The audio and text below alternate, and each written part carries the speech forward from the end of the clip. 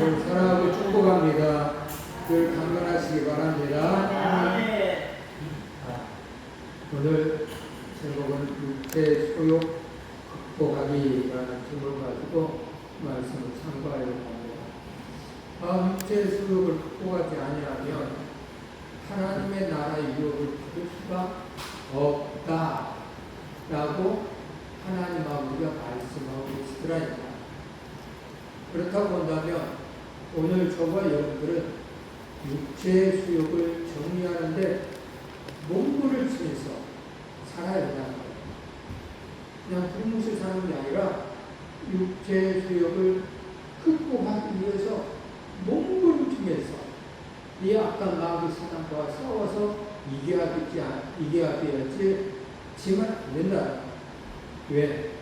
하나님의 유혹을 받아야 하기 때문에, 즉 천국에 가야 하기 때문에 그렇다.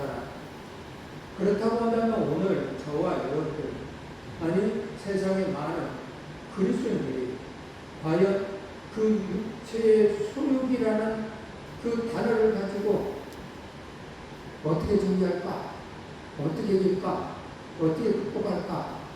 생각하면서 살고 있을까요?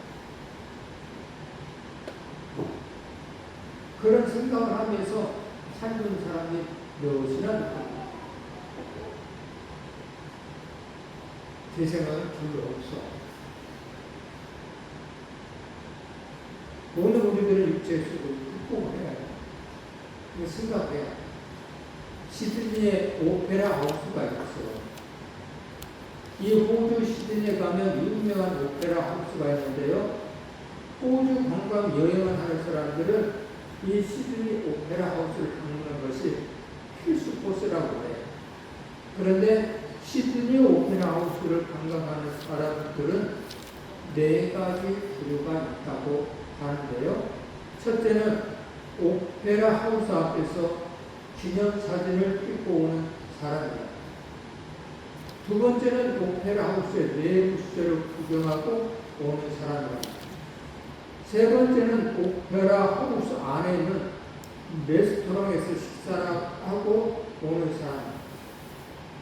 그리고 넷째는 오페라 하우스 공연장에서 매일 열리는 세계적인 공연을 관람하고 오는 사람이다.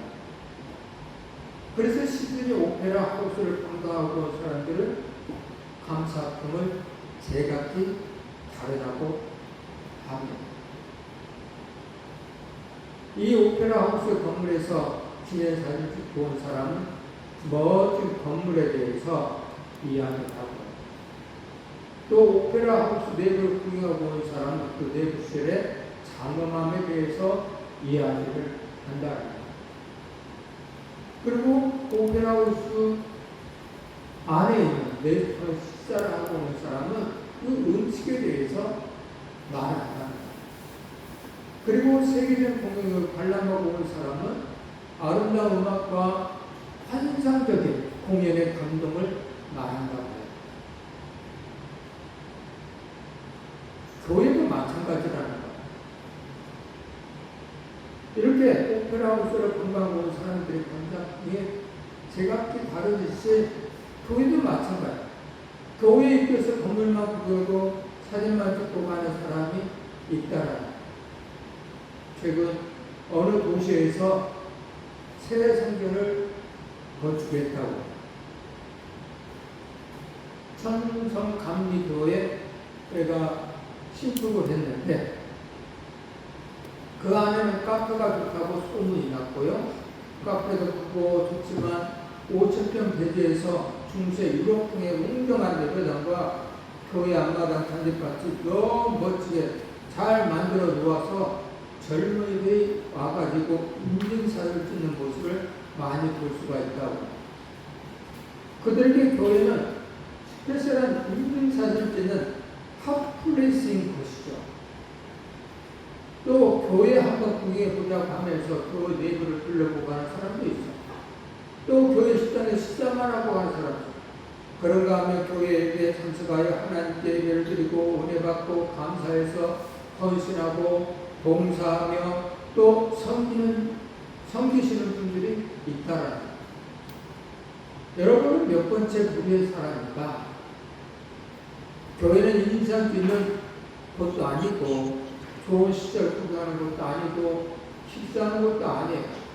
교회는 하나님께 예배를 드리는 하나님을 만나고 하나님을 체험하고 성령의 충만함을 받아서 성령의 사람이 되고요. 성령님을 따라 행하며 신앙생활하는 것이 교회. 이렇게 신앙생활하는 사람만이 교회의 소중함을 알고 살아있는 신앙생활을 할 수 있다는 거예요. 예수님의 지상 명령입니다. 사도행전에 보면 예수님께서 십자가에 죽으시고 부활하신 후에 감난산에 승천하시면서 제자들에게 두 가지 말씀하셨습니다. 하나는 사도행전 1장 4절 5절 말씀에 이렇게 써 있죠. 예루살렘에 떠나지 말고 내게 들은 바 아버지께서 약속하신 것을 기다리라. 요한불로 세례를 부렸으니 너희는 몇 날이 못 되어 성령으로 세례를 받을 것이다 라는 약속이에요. 또 하나는 사도행전 1장 8절에 보면 오직 성령이, 다 같이 합독할까요? 오직 성령이 너희에게 마시면 너희가 권능을 받고 예루살렘과 온 유대와 사마리아와 땅끝까지 이르러 내 증인이 되리라. 아멘. 말씀하세요. 성령이 너희에게 임하시면 너희가 권능을 받는다. 그래서 예루살렘과 온 유대와 사마리아와 땅끝까지 이르러 내 증인된 삶을 쓴다. 그래서 성령의 사람과 성령의 사람이 아닌 종교가 다른 거예요. 성령의 사람은 오늘 말씀에 따라서 움직이게 돼 있어요. 내 안에 계신 성령님의 말씀하신 그 말씀에 순종하게 돼 있어요. 그러나 내 안에 그 성령님을 모시지 않아요. 또는 옛날에는 성령을 모셨지만 지금은 성령님을 모시지 않아요. 성령을 소멸치 말라고 했는데 소멸해 보신 분들은 어떻게 될까? 증인된 삶을 살지 않아. 건강에 잘 믿는 것 같이 이야기하지만 행함으로 안 된다. 증인된 삶을 살지 않아.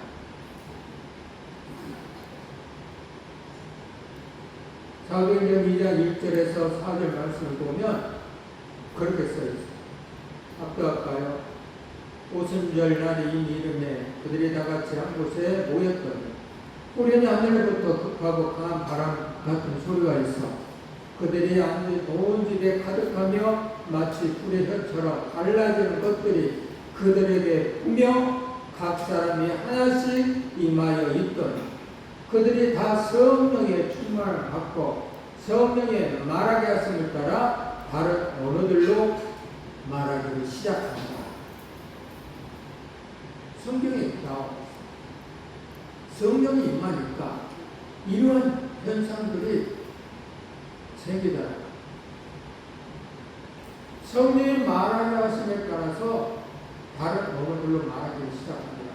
이 방언이 성령님의 말하게 하심에 따라 그래서 어느 목회자는 최고의 의사는 바로 방언이다. 야, 성령의 말을 하심에 따라 성령님은 내 안에 계시고 내 안에 계신 성령님은 나를 너무나 잘 알겠죠. 나를 잘 아시는 그 성령님께서 하나님께 주목 기도해 주냐 다른 언어들로 말하기를 시작합니다. 그래서 고린도 14장인가 하나님과 나와 관계는 이 방의 분들은 알아들을 사람이 없다. 성령님이 내 안에서 내게 필요한 내 자신에 대한 증대라든가 또 하나님의 은혜라든가 등등등 하나님한테 기도해 주시고 그래서 엄청난 벌어져. 그리고 성령님이 임하시면 특별히 오늘 우리에게 권능을 주신다고 말씀합니다. 권능을 받고 시작합니다. 그래서 예수 그리스도를 믿는 사람들은 증인된 삶을 살아가면서 일어나는 현상, 권능을 행사할 수가 있습니다. 열심히 전도하다 보면 아픈 사람도 있을 것이고 병든 자도 있을 거예요. 그때 예수 그리스도의 이름으로 명해서 아픈 사람을 낫게 하는, 병든 자를 고쳐주는 일들이, 또 귀신 들린 자들이 떠나가는 일들이 벌어진다. 왜? 내 안에 계신 그 성령님이 일어나시기 때문에. 그 성령님을 대적할 그 누구도 없어. 아까 마귀도 감히 이길 수가 없어.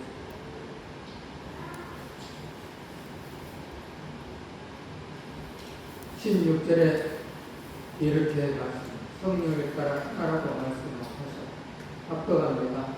내가 이르노니 너희는 성령을 따라 행하라. 그리하면 육체의 욕심을 이루지 아니하리라.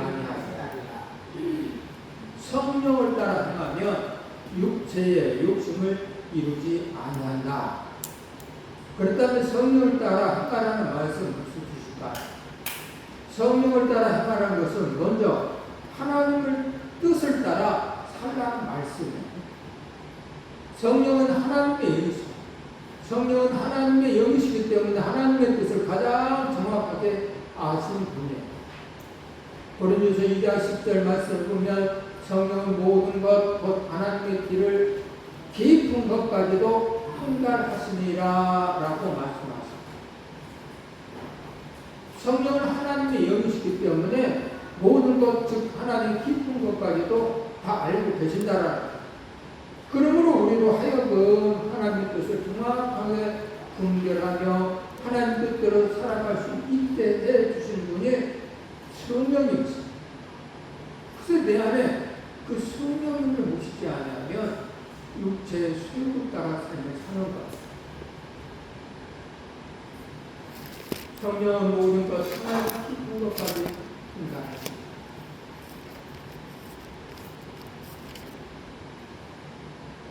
사도행 16장에 보면 바울이 제2차 선교 여행을 떠나죠. 아시아에서 복음을 전하는데 성령께서 복음 전하는 일을 막으셨죠. 그동안 극도로 잘 되던 전도가 잘 안 돼서 계속 장소로 옮겨 다니면서 전도에도 자꾸만 전도의 문이 막히고 전도가 잘 안 돼. 그래도 여전히 바울은 전도하기를 원했습니다. 그래서 일루리고까지 가서 전도를 하려고 했죠. 이 성령님이 환상을 보여줬어요. 환상 가운데 보니까 마게도냐 사람 하나가 써서 수수자면 마게도냐로 건너오라. 그래서 우리를 도와달라고 환청을 해요. 그 환상을 본 다음 바울 이름은 즉시 하나님의 뜻을 깨달아. 그래서 배를 타고 마게도냐로 건너가서 복음을 전했더니 유럽 최초의 교회 빌립보 교회가 탄생을 해요. 결국 유럽이 먼저 복음화되었어요. 세계가 복음화되는 더 크고 놀라운 하나님의 일이 이루어졌다. 그러므로 사랑하는 여러분, 성령님의 감동에 따라 삶을 살아야 해요. 바나바와 같이 전도 여행을 하다가 바나바 마음 안 맞아서 헤어졌고, 바나바는 바로 신뢰의 성품으로 옮겨가는 일들이 벌어졌고, 사도 바울은 계속 갈라디아 또 갑바도기아 이 안디옥 교회를 거쳐서 우리아 지역까지 가요. 그리고 이쪽에 일루노니에 또 올라가려고 했는데 하나님이 막으셔서 이곳에서 우리아에서 마게도냐 사람들이 춤추는 장면을 보고 그곳을 향해서 가죠. 성령님이 하시는 일에 하나님의 뜻을 이루는 삶을 살기를 오늘 바울 사도를 통해서 오늘 우리도 그렇게 살아야 됩니다. 18절에 합독합니다. 너희가 만일 성령이 인도하시는 바가 되면 율법 아래 있지 아니하리라. 성령님의 인도하신 바가 되면 율법 아래 있지 아니하리라.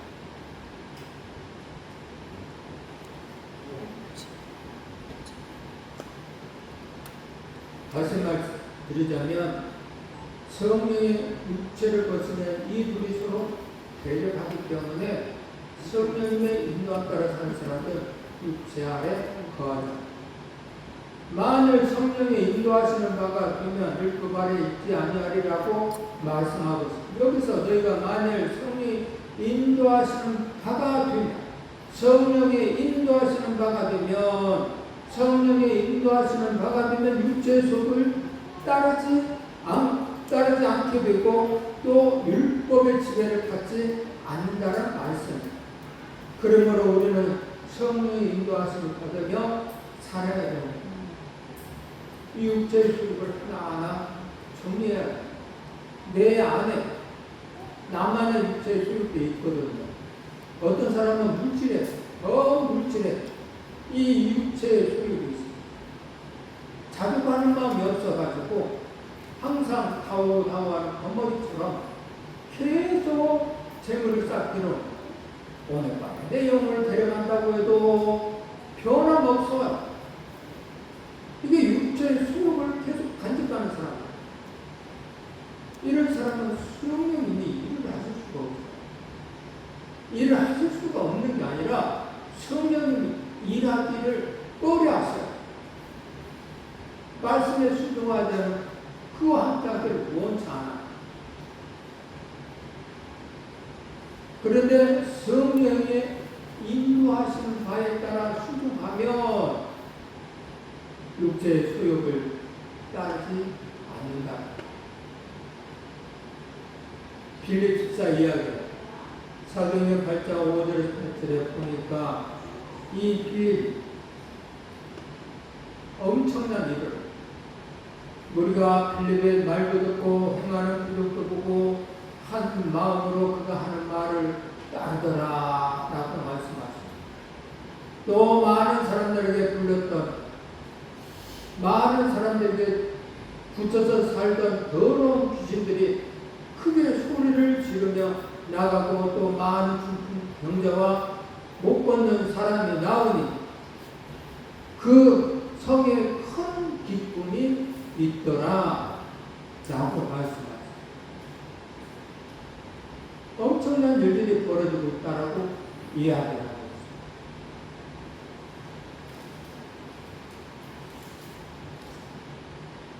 그런데 사마리아 지역으로 그렇게 놀라운 구름이 일어나고 있던 어느 날 성령님께서 빌립사에게 일어나 남쪽으로 향하여 예루살렘에서 가사로 내려가는 길까지 가라라고 명령하셨습니다.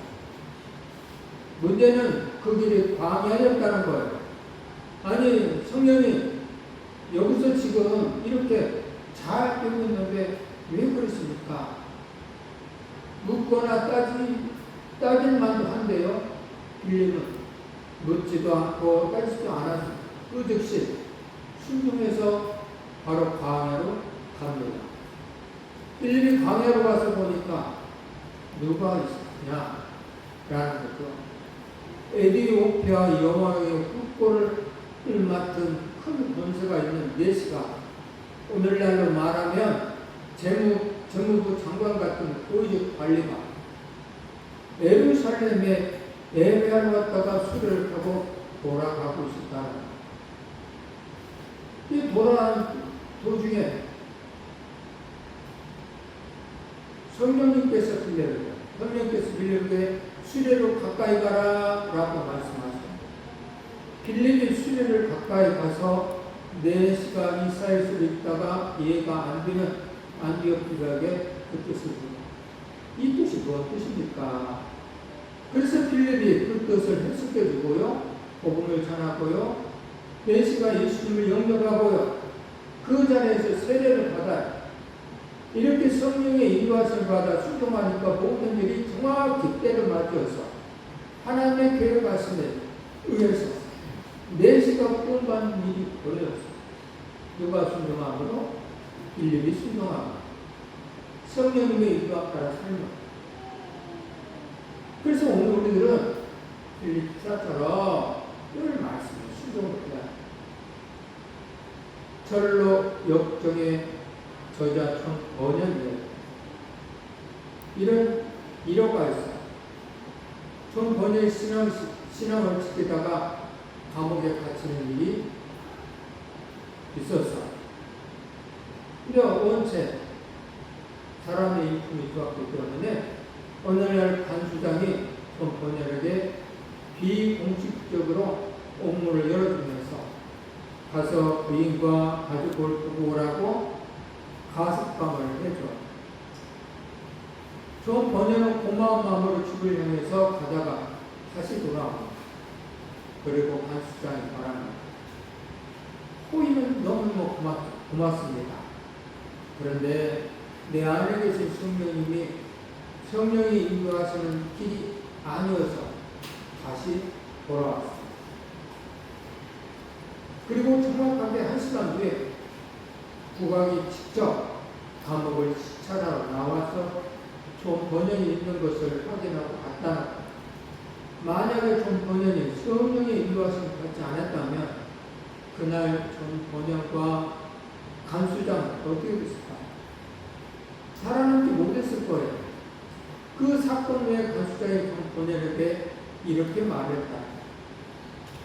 이제 제가 오시라 다시 가지 않을 테니까 성령의 인도하심을 따라 가시고 싶을 때 가셨다가 오시고 싶을 때 보십시오. 간수장, 이제 믿음의 사람, 성령을 믿는 사람, 성령의 인도하심을 받으며 살아야 한다는 거예요. 성령의 인도하심을 받으며 사는 삶이 곧 성령을 따라 행하는 삶이에요. 인생은 누구의 인도와 지도를 받느냐에 따라서 하늘과 땅 사이로 달라져요. 결국 누구의 손에 붙들리냐가 중요하다는 거예요. 어느 유리공에 대한 어느 집사님의 이야기. 아파트 분리수거 하는 날이면 유리를 바라보는 기웃거리는 사람이 있었어. 그리고 버려진 유리를 유리병 가운데에서 색깔의 예쁜 것들만 골라서 수저고 그것을 여기에서 작품들을 만든다. 내버려두면 쓰레기일 뿐인데 이분의 손에 들어가기만 하면 훌륭한 작품으로 변한다. 우리 인생이 그렇지 않아요. 만약에 우리가 인생을 만드시고 최고 예술가이신 하나님을 만나지 않았다면 결국 우리는 쓰레기뿐 신세가 되는 것이죠. 아무리 값비싼 향수를 들어있던 병이라도 그 향수 다 쓰고 나면 그 병은 버려져. 그러나 훌륭한 작가를 만나서 그 작가의 손에 들어가면 그 병이 쓸모 있게 될 뿐 아니라 최고의 작품으로서 새롭게 탄생하게 되는 것을 오늘 우리들도 예수님의 손에 쥐어져야 된다.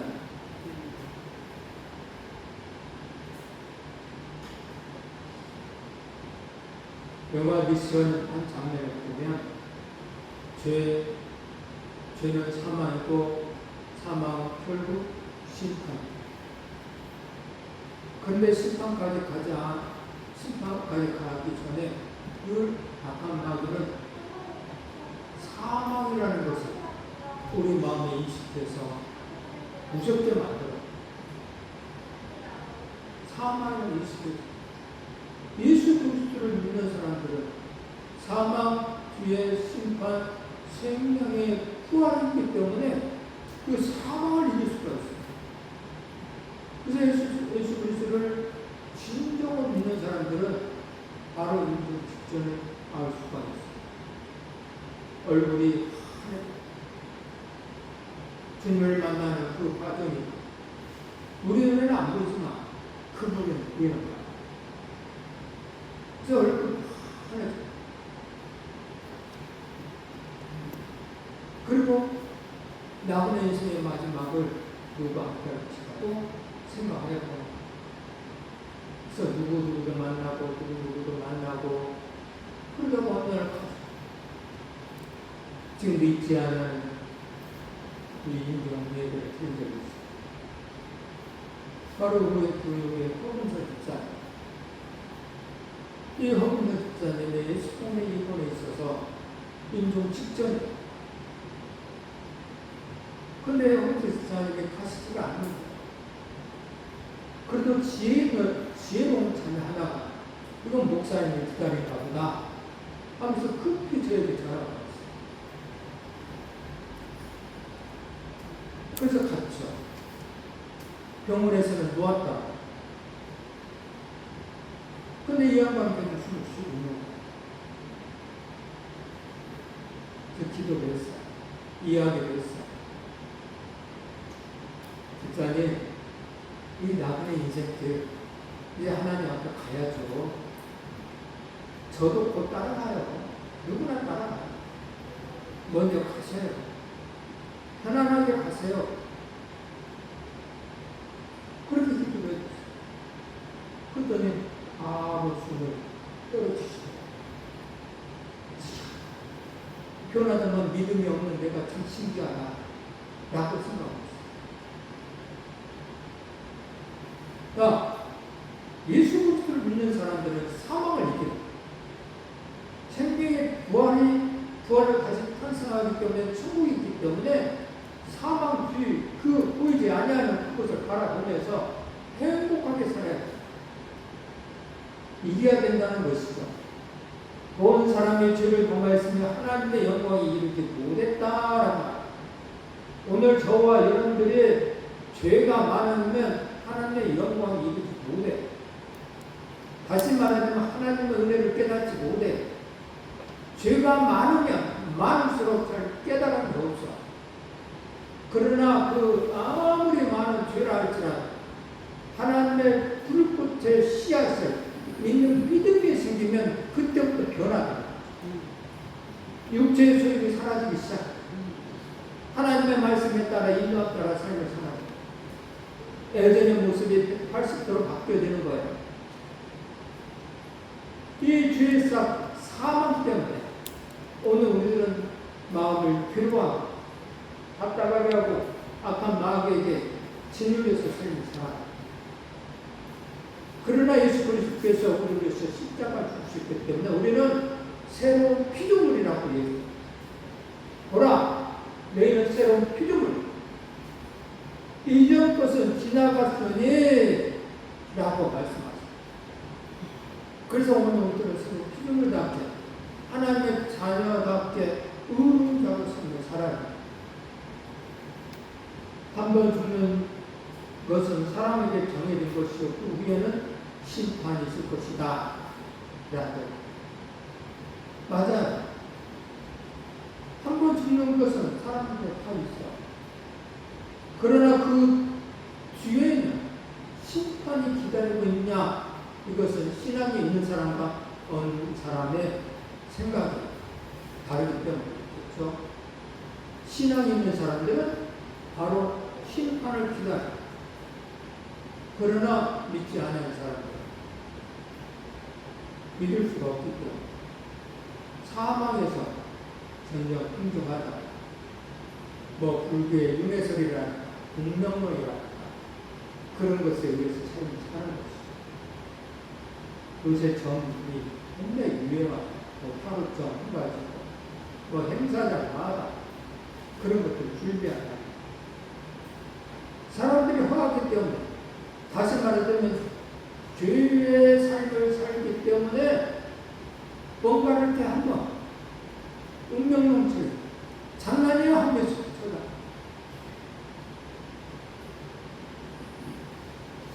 그러나 우리가 진리를 만나고 그 안에서 변화를 받게 되는 신령론과 같은 우리가 예술가 의 작품으로서 변화되어서 하나님의 쓰임을 받게 되고 성령님 따라 살 때 아름다운 성령의 열매가 맺혀지기 시작합니다. 성령의 열매가 맺히기 시작합니다. 갈라디아서 5장 17절만 삽독합니다. 육체의 소욕은 성령을 거스리고 성령은 육체를 거스리나니 이 둘이 서로 대적하므로 너희가 원하는 것을 하지 못하게 하려 함이니라. 서로 대적한다고 그랬잖아. 그래서 제가 여러분들이 말하기를 중간은 없어. 중간은 없어. 충성된 삶을 살 것이냐, 육체의 수욕을 따라 살 것이냐, 결정은 내가 하고 내가 실천을 해야 돼. 어떤 사람은 육체의 수욕을 따라 돈 때문에 그 돈에 얽매여 산 사람이 있어. 어디서 오늘 밤에 내 영혼을 데려가면 죽고 되겠느냐 아무리 얘기해도 그래도 있어야 되죠. 내가 사랑하는 동안에는 있어야 되죠. 이건 이해하고 살아. 저는 요 근래 와서 그 말씀이 실감이 났다. 아, 오늘 밤에 들어갈 수도 있구나. 실감 체험을 했어. 이렇게도 갈 수 있겠네? 사람이 어떻게 일어나지 못해? 왜 안 보여? 걷다가 왜 주저앉아? 야, 이거 인생 허망하구나. 오늘 밤에 데려갈 수 있다는 것이 실감이야. 핑 돌면서 넘어지면서 못을 머리 쬐다 한다면 느림탕 가는 거 아니야? 허망해요. 그런데도 불구하고 육체의 수욕을 따라서 사는 거죠. 그래도 돈 있으면 움켜쥐려고 하는 마음 생겨. 오늘 밤에 간다고 해도. 그러나 성령의 사람들은 그래서 정리해서 싸우는 거야. 이 뭐하는 짓이야? 내가 왜 육체의 수욕을 계속 간접하려고 그러지? 없어서 그만인 것을 왜 계속 간접하려고 그러지? 어제도 목사님 하는 소리가 오늘날 사이비가 너무 그래요라고 얘기해. 그래서 뭐니까 요새 아파트 하나 살라고 하면 2억 3억 서울에서는 몇십억 어떻게 살아요? 평생 일을 해도 목회자로서 일을 해도 이런 보니까 힘들어요. 어떻게 아파트에 살 수가 있어요? 하는 말이 있거든요. 큰 교회를 섬기시는 목사님 같은 경우는 사례관을 빵빵 주니까 충분히 가능하겠지만 그래도 우리 같은 경우는 평생 봐. 이런 꿈도 못 꿔. 항상 백각교회 목사님 그랬어요. 노후 준비를 잘하고 있나. 또 준비할 것이 뭐가 있나요? 그냥 투입 제품 대접받고 접촉하고 있어요. 야, 그 투입 제품 받아갖고 어떻게? 몇 년 목회할 것은 그냥 10년이라고 생각해보자. 얼마 투입 제품 얼마 저축해? 20몇만 원 저축해. 1년이면 얼마야? 10년이면 얼마야?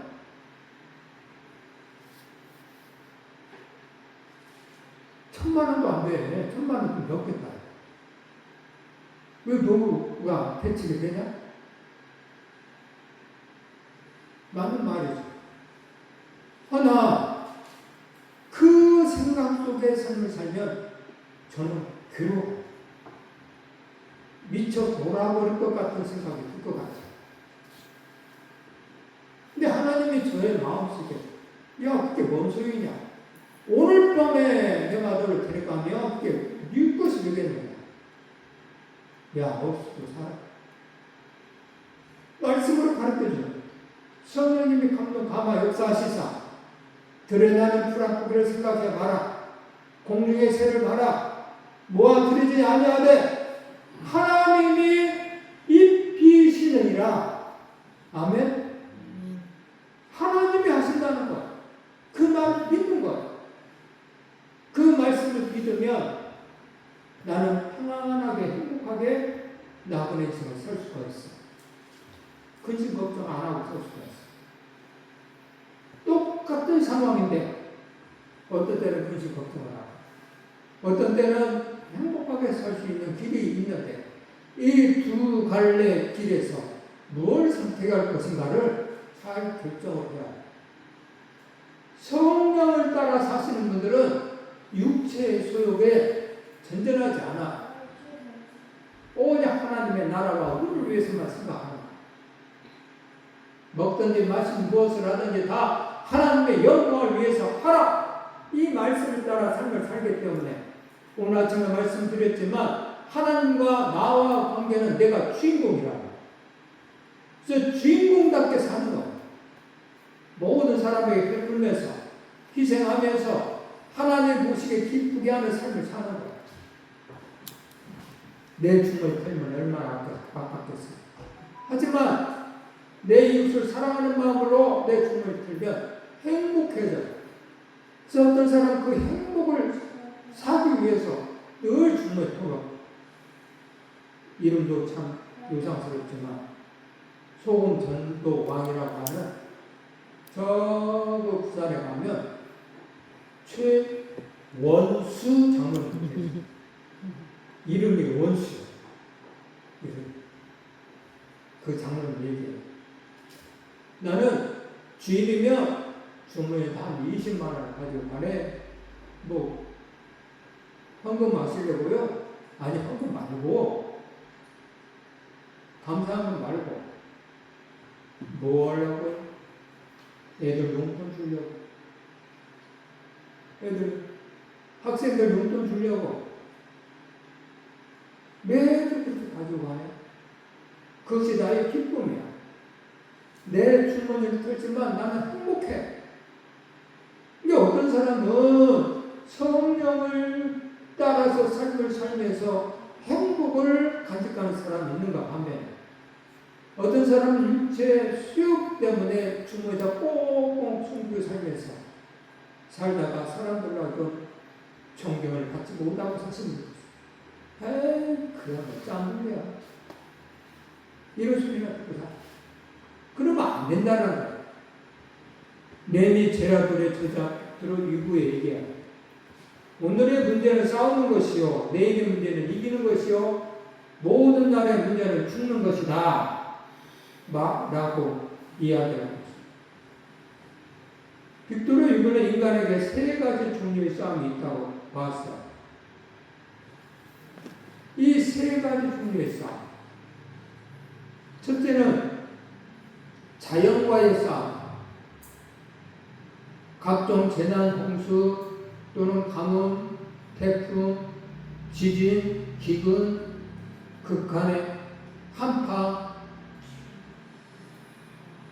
기상 변화, 또 코로나19처럼 그런 전염병, 질병 이런 것들과 우리는 싸우면서 살아가는 것이죠. 이 싸움을 이기면 살고 이 싸움에 지면 죽는 것이죠. 결국 인간은 자연과의 계속적인 싸움에서 살아나는 거예요. 두 번째는 인간과 인간과의 싸움. 내 옆에 이웃을 협조자, 반가운 사람으로, 사랑하는 사람으로 대하지 못하고 이웃과 더불어 계속 갈등하면서 싸워야 긴장 관계 속에서 살아가야 한다는 거예요. 이웃은 나 위에 모든 사람.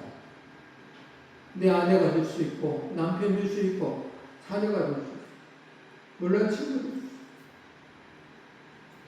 그들과 싸워요.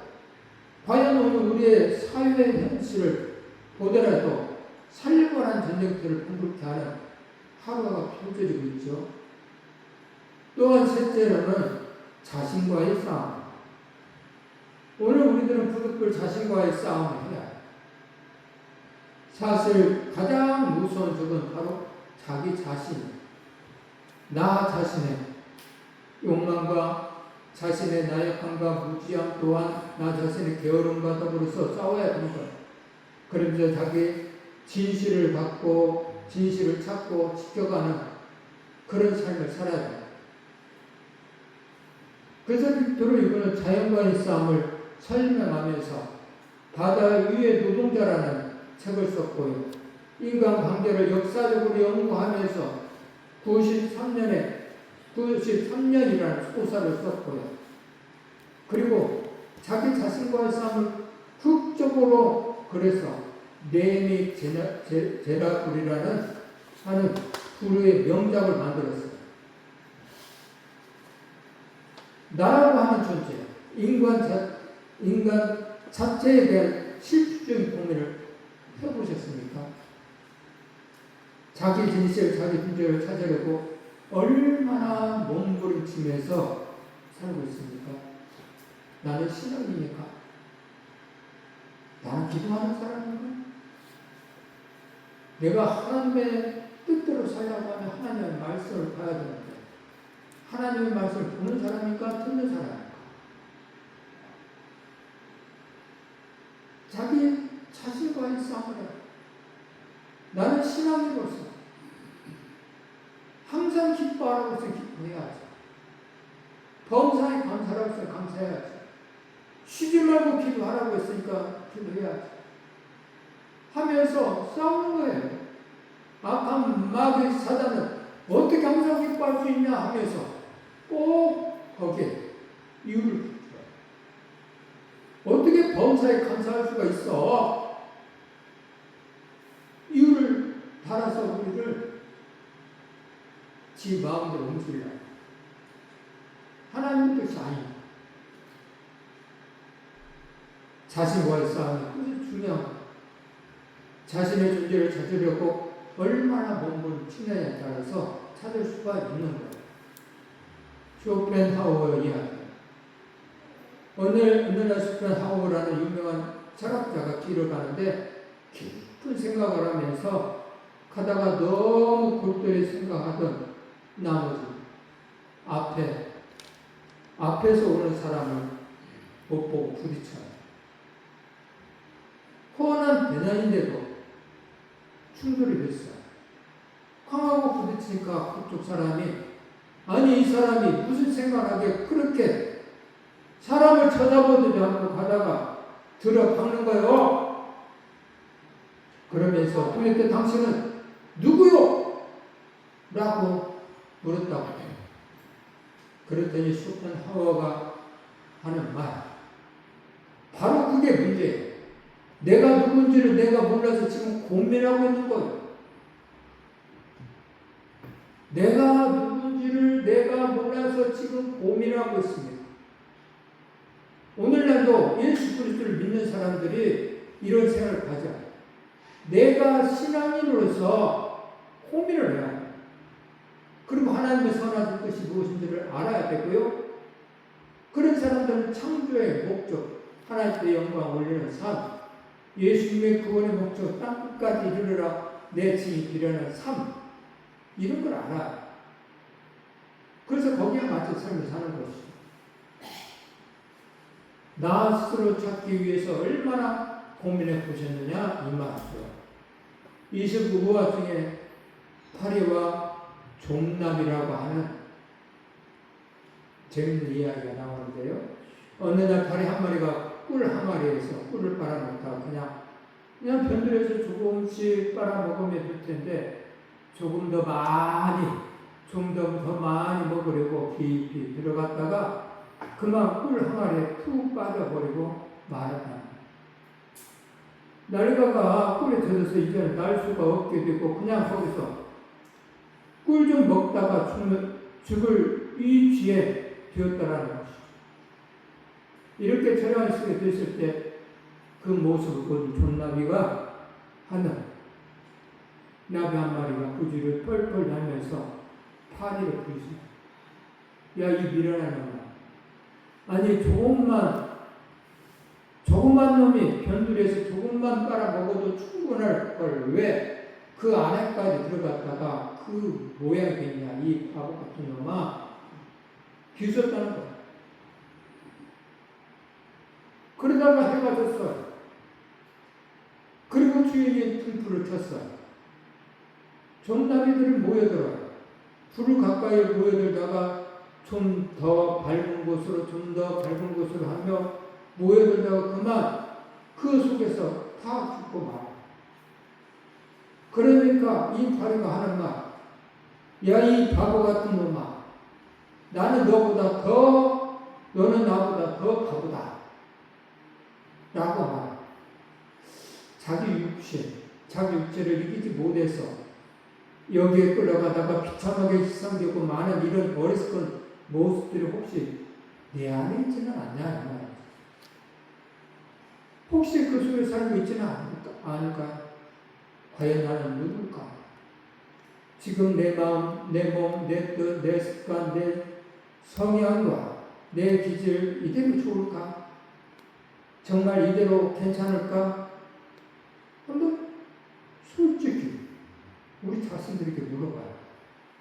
그래야 신앙이 성장할 수가 있고 하나님 기쁘시게 하는 삶을 살 수가 있기 때문에 오늘 갈라디아서 5장 17절 말씀 합독합니다.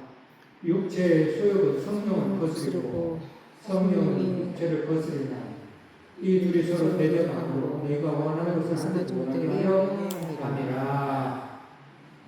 야, 육체의 소욕은 성령을 거스르고 성령은 육체를 거스린다. 서로 싸운다는 이 둘이 서로 대적함으로 너희가 원하는 것을 하지 못하게 하려고 한다. 그래서 육체의 소욕을 따라 사시는 분들은 이 성령님의 인도함 따라 살 수가 없죠. 근데 성령님의 인도함 따라 사는 것이 행복이거든요. 즐거움이에요. 여기서 육체는 다르크스라고 했는데 단순히 신체적 몸이 아니라 죄의 교두부가 된 인간의 본성, 즉 죄악성 본성을 이해하게 됩니다. 죄를 좋아하고 죄의 유혹으로 자연스럽게 이끌리는 상황이죠. 로마서 8장에 보면 사르스라는 단어가 육신으로 번역돼요. 육신을 따르는 육신의 일을, 영을 따르는 영의 일을 생각 안 하니 육신의 생각은 사망에, 영의 생각은 생명과 평안이라. 그리고 육체의 소욕이라고 할 때 이 소욕이라는 단어는요, 헬라어로 에피투메오라고 되어 있는데요, 단순한 욕망이 아니라 강력히 갈망하는 것, 강렬한 욕망이라는 뜻이에요. 그래서 이 육체의 소욕은 강렬하게 어느 분들의 마음을 바꿔 돈 그리고 삶을 살아. 어떤 사람 명예 때문에 살고 번제 때문에 살고 그 속에 존재하는 내적인 투쟁이 항상 있다는 것이다.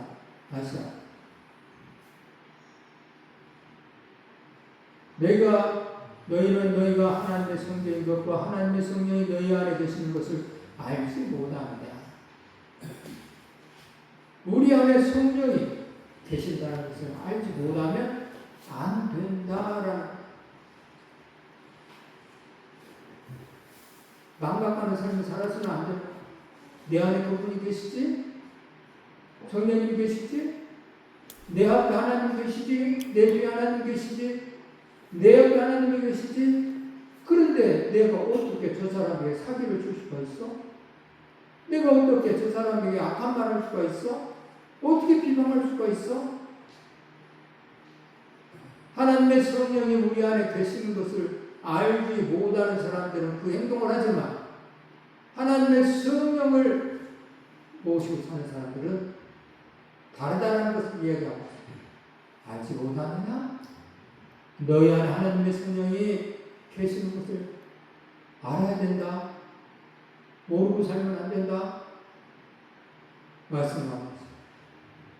육체의 속에 힘이 엄청난 간단한 문제가 아니야. 천지를 창조하신 전능하신 하나님의 성령을 거스를 정도로 그 힘이 아주 세.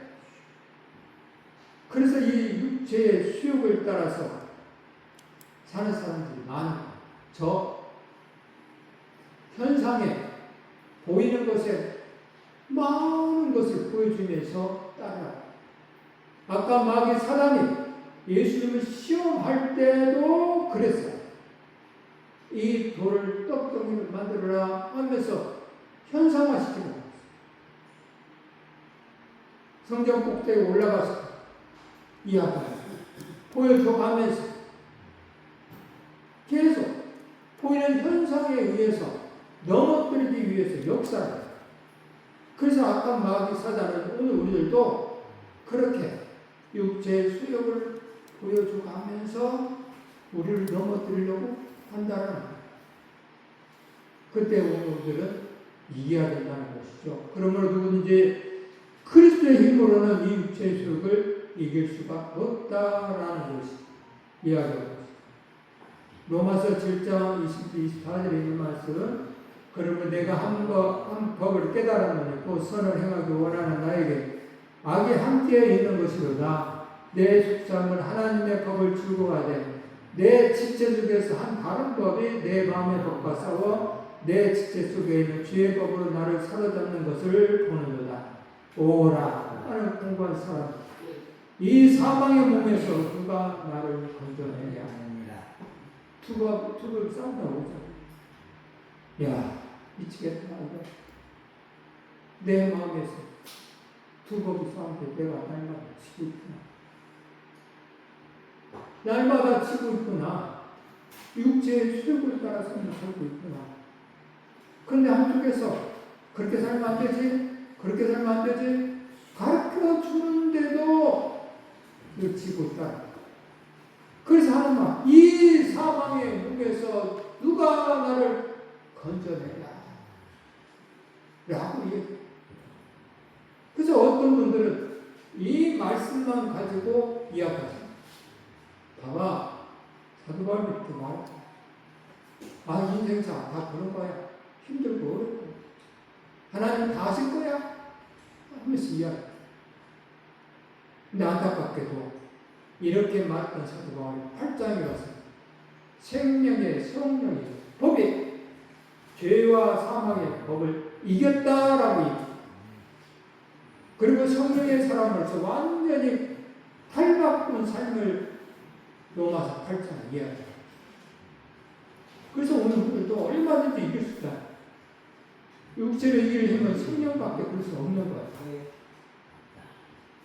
골로새 2장 13절 15절에 또 범죄와 육체의 무할례로 죽었던 너희를 하나님이 그와 함께 살리시고 우리의 모든 죄를 사하시고 우리를 거스리고 불리하게 하는 법정오를 쓴 증서를 주시고 제하여 버리사 십자가를 못 박으시고 통치자와 권세들을 무력화하며 드러내어 구경거리로 삼으시고 십자가로 그들을 이기셨느니라. 십자가로 그들을 이기셨다. 예수님이 십자가 지심으로 해서 사망 권세를 이겼다. 죄를 이겼다. 이 악한 마귀가 하는 역사를 이겨버렸다. 절로 역정에 회색자리 방이 나오는데요. 이런 이야기. 모든 것이 먼지로 뒤덮인 넓은 방이 있었다. 그런데 한 종이 이 방을 청소하겠다고 빗자루를 들고 와서 쓸기 시작합니다.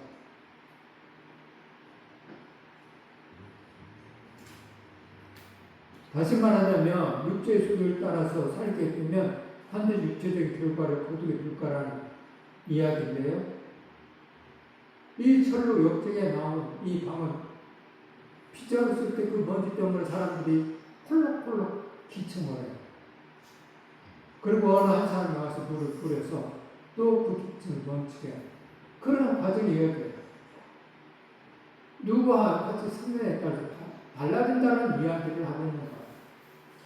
육체인 분명히 그 오명과 더러운 것과 호색과 부상승과 수술과 운수 맺는 것과 분쟁과 시기와 분쟁과 당치는 것과 분열함과 이단과 또 투기와 술 취함과 방탕함과 또 그와 같은 것들이라 전에 너희에게 경계하던 것 같이 경계하노니 그런 일을 하는 자들은 하나님의 나라를 유혹으로 받지 못한다.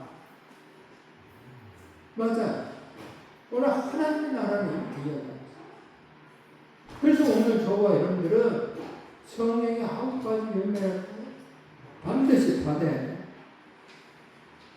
이 육체, 성적인 타락과 관련 육주들이 많이 있어. 또 미심적인 것, 종교적인 것 이런 것들이 있고 또 인간관계에 나타나는 죄악들도 이렇게 많이 있어.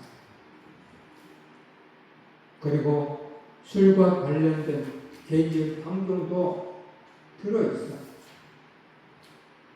그래서 오늘 성령의 9가지 열매를 맺어야 된다고 이야기하고 있는데 오직 성령의 열매는 사랑과 희락과 자비와 충성과 화평과 온유와 절제, 오래 참음 하면서 이야기하고 있습니다. 이 같은 것을 금지할 법이 없다. 다시 말해 하나님의 사람들은 이 성령의 9가지 열매 속에 삶을 산다. 우리의 삶에서 성령의 열매가 풍성히 맺혀지면 그 열매가 향기가 온 방에 퍼져 나갔고요. 많은 사람들이 예수 그리스도의 향기에 이끌려서 나온다. 그렇다고 한다면 나는 예수 그리스도의 향기를 바라고 있는가 생각해 보시오. 좀 더 예수의 향기를 나타내는 육체의 수익을 위해 하나님의 사람들 되기를 주님의 이름으로 축복합니다. 축복.